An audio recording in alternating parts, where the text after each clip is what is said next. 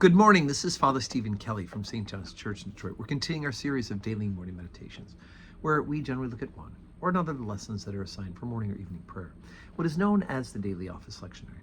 And today for Thursday, let's take a look at the lesson that's assigned for evening prayer from the book of the prophet Isaiah. Now, remember, we're doing Isaiah for both morning and evening prayer. It allows us to work our way through the themes of the book of the prophet Isaiah at a quicker clip during this short season of Advent. It's only usually 4 weeks long. This year it's actually 3 weeks, because the fourth Sunday of Advent is also Christmas Eve. So we're already up to chapter number 5, beginning at verse number 1. Now will I sing to my well-beloved a song of my beloved touching his vineyard. My well-beloved hath a vineyard in a very fruitful hill. And he fenced it, and gathered out the stones thereof, and planted it with the choicest vine, and built a tower in the midst of it, and also made a winepress therein. And he looked that it should bring forth grapes, and it brought forth wild grapes. And now, O inhabitants of Jerusalem and men of Judah, judge, I pray you, betwixt me and my vineyard. What could I have done more to my vineyard, that I have not done in it? Wherefore, when I looked that it should bring forth grapes, brought it forth wild grapes. And now go to. I will tell you what I will do to my vineyard. I will take away the hedge thereof, and it shall be eaten up, and break down the wall thereof, and it shall be trodden down. And I will lay it waste. It shall not be pruned nor digged, and there shall come up briars and thorns. I will also command the clouds that they rain no rain upon it. For the vineyard of the Lord of hosts is the house of Israel, and the men of Judah his pleasant plant. And he looked for judgment, but behold oppression, for righteousness, but behold a cry.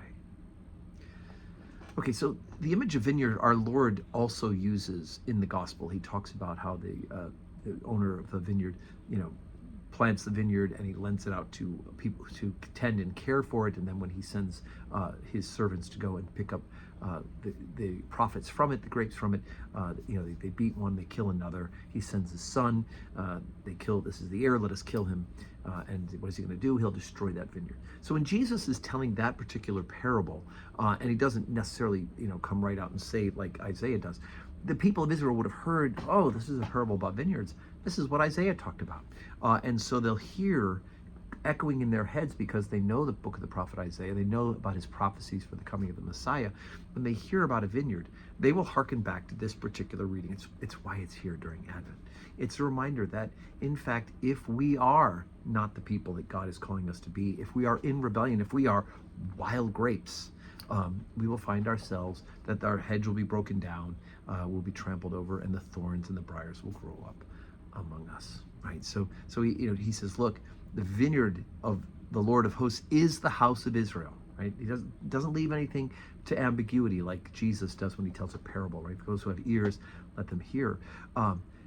This parable is explained very clearly by God through the prophet Isaiah when he says, the house of Israel and the men of Judah his pleasant plant, and they're producing wild grapes. In other words, they are in rebellion. They're not being the people that God is calling for them to be. And so we do know historically during this time period about their being then sent out of that promised land. They are being sent away into the Babylonian exile, where they will be for 70 years. They have to have a reboot. So anyway, it just helps us to put it in context. When Isaiah is saying it, then we think about how Jesus also uses similar analogies to have his audience go, aha, we know about vineyards. We know that Isaiah spoke about them. And of course, we as members of the New Covenant need to know our Old Testament for just that reason.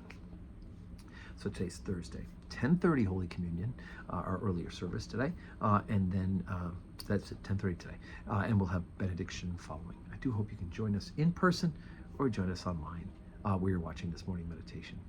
And may your day, your Thursday, be full of blessings.